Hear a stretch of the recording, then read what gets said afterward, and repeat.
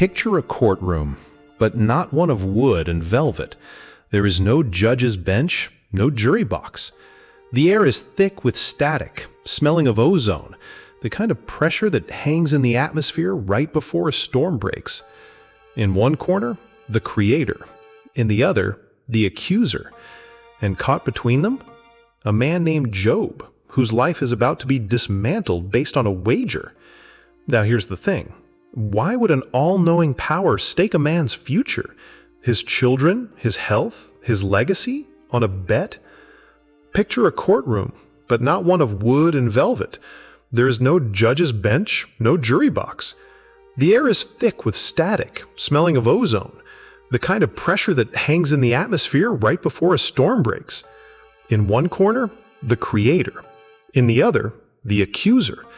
And caught between them, a man named Job, whose life is about to be dismantled based on a wager. Now here's the thing. Why would an all-knowing power stake a man's future, his children, his health, his legacy, on a bet? It feels off limits to ask, but the moment you open the book of Job, it is the only question that matters. We are told he was righteous, perfect, and upright. But then, the protection he counted on is ripped away. If you have ever wondered why bad things happen to good people, you are in the right place. We are investigating that nagging human fear that if we are just good enough, we can purchase our way out of tragedy. We are deconstructing the most dangerous idea in human history, the belief that the universe is a vending machine. The land of Uz. Forget the sanitized flannel graph illustrations. Imagine a desert landscape where the heat is a physical weight pressing against your chest, distorting the horizon. This was Job's reality, a life of rhythmic, predictable prosperity. It was the physical clinking of gold bracelets, the guttural sounds of thousands of camels, the heat of his influence.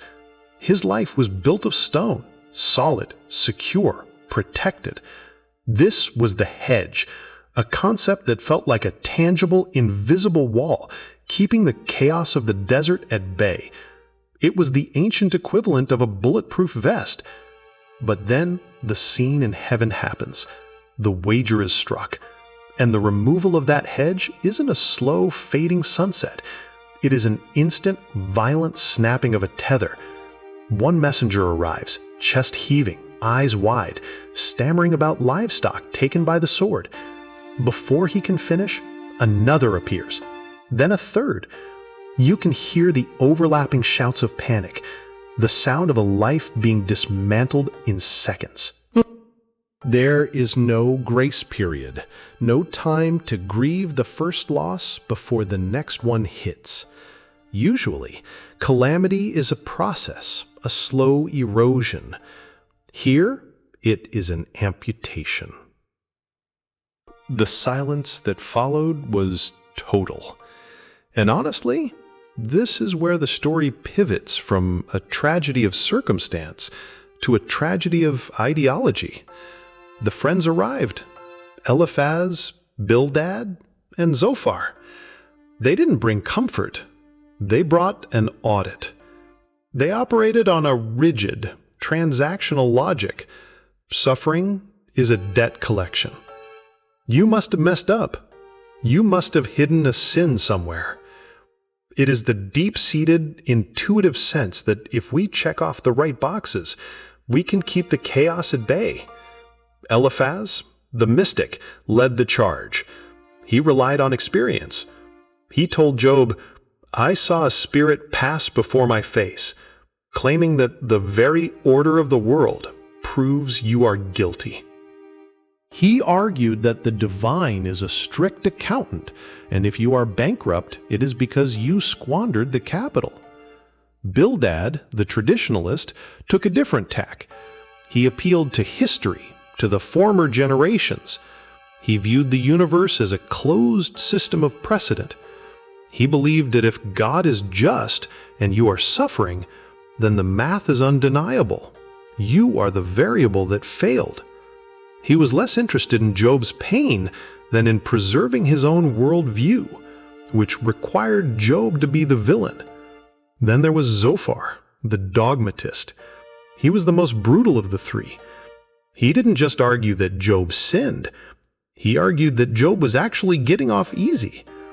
He suggested that if God were truly holding Job to the full standard of justice, he would be suffering 10 times more. Zophar wanted to protect the integrity of the ledger at any cost, even the sanity of his friend. These three men weren't trying to be cruel for the sake of cruelty. They were terrified. If Job is innocent and suffering, then their own safety is an illusion. Their logic was a defense mechanism. They were trying to solve a crime scene, not comfort a grieving man. They wanted a God who acted like a judge in traffic court, handing out fines and rewards based on strict compliance. They were essentially saying, "We have decoded the operating system of the divine." Think about how we live today. We carry devices that quantify our existence. We track heart rates, sleep cycles, and career trajectories with a relentless data-driven hope. We have become our own priests, believing that if we optimize the variables, we can control the output. We use biohacking as a secular form of tithing.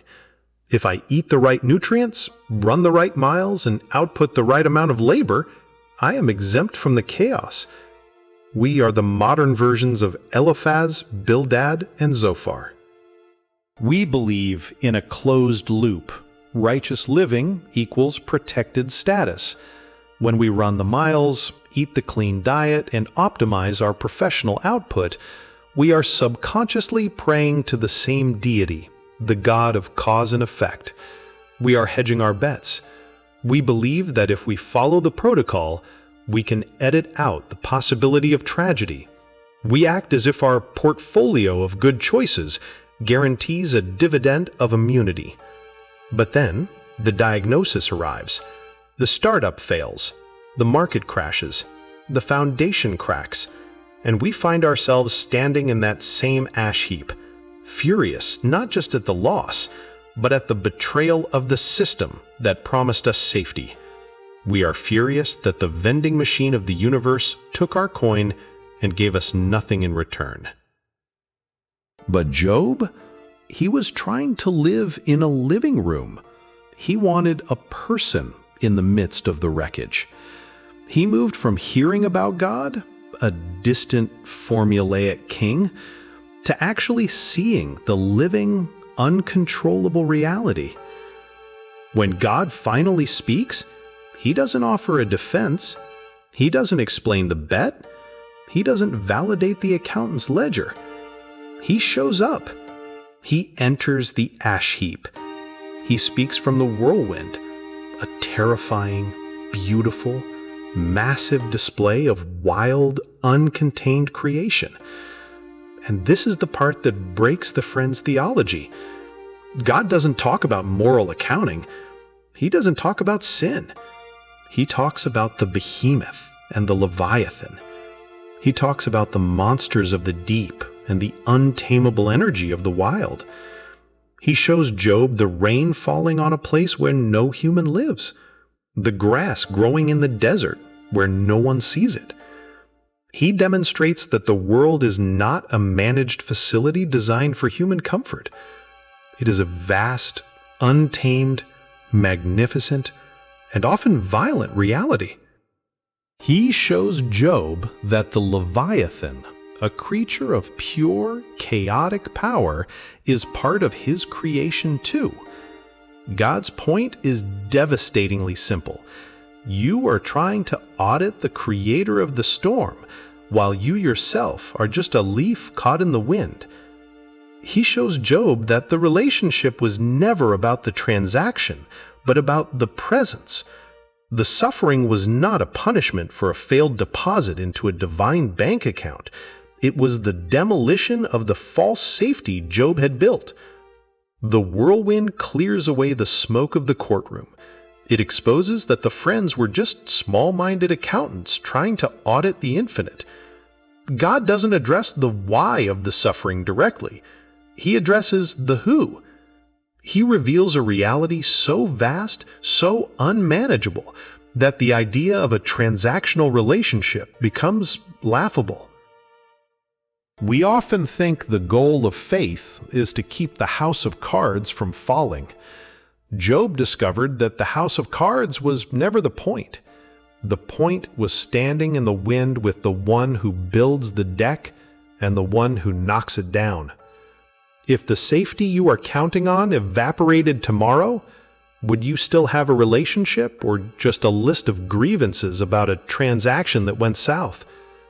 Job doesn't get his answer in the way a defendant gets a verdict. He gets something far more dangerous. He gets God. The wager wasn't a game of chess. It was a wrecking ball designed to break open the hardened, transactional shell of a man who thought he had the universe figured out. When the dust settles, Job stops defending his reputation and starts enduring his existence. It is not a return to the status quo. It is a resurrection of a soul that finally understands the difference between a God you can leverage and a God you can only encounter. Does that realization terrify you, or does it set you free? So consider the celestial courtroom for a second. There is no judge, no jury, just a wager. In one corner, the Creator. In the other, the accuser. And between them stands Job, a man who has meticulously checked every single box of religious obedience. His life was essentially a ledger of flawless behavior. Then, his protection was stripped away. The loss was total. His wealth, his health, his family, gone in an instant. Now, here is where it gets interesting. If the Creator is truly all-knowing, he already sees the outcome of this wager. The test isn't for his benefit. It is a display for the witness of the universe. To really understand Job, you have to stop reading the text like an internal memo from some divine boardroom. We aren't privy to the inner life of the Creator here. We are reading an observational record of what humans saw and felt. You are standing at the edge of the desert, watching a life of immense stability collapse. Imagine the scene, the heat rising off the sand in shimmering waves, the silence of a house that once held 10 children, now utterly vacant, the dry smell of ash on Job's skin as he scrapes his sores with a piece of broken pottery. You aren't watching a divine plan unfold. You are watching a catastrophe in real time. And honestly, if you keep holding on to the idea that this is a step-by-step divine accounting system, you will miss the point entirely. The story isn't a manual for keeping the universe balanced. It is an account of a man who realized the balance he had built was actually a cage. The friends, Eliphaz, Bildad, and Zophar, they didn't come to grieve. They came to perform an audit. They operated on rigid transactional logic. In their worldview, the universe was a celestial balance sheet. You deposit righteousness, you withdraw safety. You deposit obedience, you withdraw prosperity. Job was a good man, but he suffered. Therefore, his friends did not see a tragedy, they saw a bankruptcy. They concluded Job must have been cooking the books. He had to be hiding a secret sin, because in their mind, the machine did not make mistakes. If you pay for a drink and nothing comes out, you don't blame the machine. You assume you didn't press the button correctly. That was their logic. It wasn't about Job's pain. It was about protecting their own fragile, performative sense of safety. And look, we claim to value concepts like justice, but we often use them as blunt instruments. Think about the modern office worker who logs 12-hour days for 5 years, expecting the promotion. When they are passed over for someone less diligent, they don't just feel disappointment, they feel a moral breach. The universe failed to pay the interest on their investment. Or consider the person who eats perfectly, runs daily, and tracks every macro, only to receive a stage 4 diagnosis. The immediate instinct is, where did I go wrong? What variable did I miss? We demand an equality of outcome, a guarantee that the math of life will always balance in our favor. When we face unpredictable, catastrophic loss, we do not just mourn, we get angry because our ledger of righteous living has been ignored. We have built a transactional relationship with the universe, and when the immunity we expected fails to pay out, we start auditing the divine. Zophar, perhaps the most aggressive of the three, represents a terrifying part of us, the part that needs the world to be a closed system. Because if the system isn't closed, if suffering can hit anyone at random, then our own safety is just as precarious as Job's. We aren't offering comfort. We are defending our own need for control. We want him to walk into the ash heap and hand Job an itemized receipt explaining exactly where the error occurred. We want a verdict, innocent or guilty. But that is not what happens. God speaks from the whirlwind, and he brings up monsters. He brings up Behemoth, a beast so massive its bones are like tubes of bronze, muscles that heave with the strength of 100 men. He describes Leviathan, a creature that mocks the strongest harpoon, churning the deep like a boiling pot, turning the sea into a cauldron of foaming chaos. He spends chapters detailing wild, untamable forces of nature that do not care about human logic. The vending machine theology shatters. He isn't explaining the wager. He is exposing the premise. He shows Job that the world is not a factory floor designed for our comfort, but a wild place where existence itself is the point, not the outcome.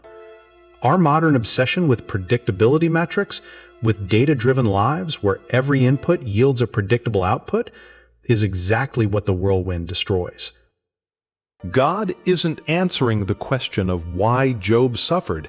He is answering the arrogance of the question itself. But here is the critical pivot. The chaos God reveals in the whirlwind, these untamable forces like Leviathan, serve as a direct challenge to the human desire for a sanitized, transactional world. The friends wanted a predictable universe.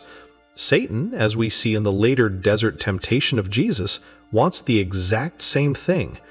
Centuries later, Satan appears, quoting scripture to get Jesus to force an outcome, to turn stones to bread, to jump from the temple, to secure the kingdoms of the world. This is the apex of the friends' transactional trap. Satan weaponized the holy text to gain control. He wanted Jesus to treat the divine as a resource to be tapped, a vending machine for his immediate survival. Satan's temptation was essentially, if you are the Son of God, perform a miracle to prove your status. He was asking for a tangible, measurable result, a transaction. Jesus, however, refused to force a miracle to resolve a human hunger or to prove his divine identity. He refused to turn his relationship with the Father into a performance for the adversary. Note the difference. Satan wanted a result. Jesus chose the relationship. Satan demanded a demonstration of power to satisfy the logic of the world. Jesus remained tethered to the presence of the Father, even when the world offered him nothing but hunger and isolation. This is the deeper truth. Faith is not a mechanism to make the world work for you. It is a tether to stay connected when the world clearly does not. We have been conditioned to view our relationship with the divine as a balance sheet. Job's suffering was the hammer that shattered that ledger. We see the contrast between the report of his misery and his true standing with God. We see the difference between quoting scripture to control, the method of the adversary, and quoting it to sustain. The story of Job doesn't end with a logical explanation. It ends with a new reality, the presence of the Creator in the middle of the whirlwind. When the transaction fails, the presence remains. That is the only thing that holds. So if the transaction fails, is the relationship enough if it produces nothing else? That is the unresolved implication. And honestly, That is the only place where we can actually start to live. The oldest book in the Bible features a man who is perfect. He checks every box. He lives within a fence of protection that feels like ironclad security. But here is the friction. While the text calls him blameless, it also reveals a man who is terrified. He isn't walking with God. He is negotiating with him. Can you be perfectly obedient and yet remain completely distant from the one you are serving? Let's dismantle this. We are going to look at the oldest book in the Bible, not to debate its history, but to dismantle the transactional way we treat our own lives. The land of Uz? It is not a soft pastoral setting. It is a furnace. The heat is a physical weight on your chest. This is where Job built his life. And when we read about his hedge, we often imagine a quaint spiritual fence. That is a mistake. It was his entire infrastructure. It was the belief that his gold, his children, and his health were assets in a perfectly balanced portfolio. Job wasn't just a man of faith. He was a master of the ledger. If he did A, God did B. It was a closed loop. He wasn't fearing God in the sense of awe. He was running a cost-benefit analysis on the divine. This is the danger. The belief that if you behave, you can lock out the chaos. Now here is where it gets interesting. Are you seeking God, or are you just looking for a secure perimeter? We often treat our lives like Job's hedge, building up our careers, our families, and our reputations, thinking that if we do it all right, we are owed a smooth path. It is a psychological shield against the unpredictable cruelty of the world. Then we get to the wager. It is easy to see this as a cosmic gamble between two heavyweights, but that misses the point. It is a stress test. Job was a man of integrity, but his integrity was tied to a rigid code. I do good, therefore God protects me. Job lived his life perfectly, but his heart was distant. He served a set of rules, not a person. Therefore, the wager, the dismantling of his fence, was the only way to expose the flaw in the code. If the wager hadn't happened, Job might have spent his entire life in the comfortable transactional cage of his own making, auditing God instead of walking with him. He was essentially running a risk management firm where the premium paid was his obedience, and the policy was immunity from suffering. When the storms hit, the policy failed, and he didn't know what to do. The psychology of this cause and effect religion is insidious. We do the right things, but for the wrong reasons. It's fear, really. Fear that if we stop being perfect, the universe stops being safe. And honestly, that's just a vending machine theology. You put in your coins of obedience, you expect a snack of blessing. Later, we'll see why Job's friends weren't actually being cruel.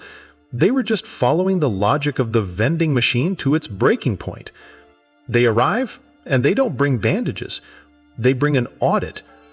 Eliphaz says, "Consider who that was innocent ever perished." He is looking at the crime scene, not the person. He assumes that because the universe has a moral order, Job must have broken the law. They aren't evil. They are just protecting their own fragile safety. They believe the universe functions on a predictable ledger.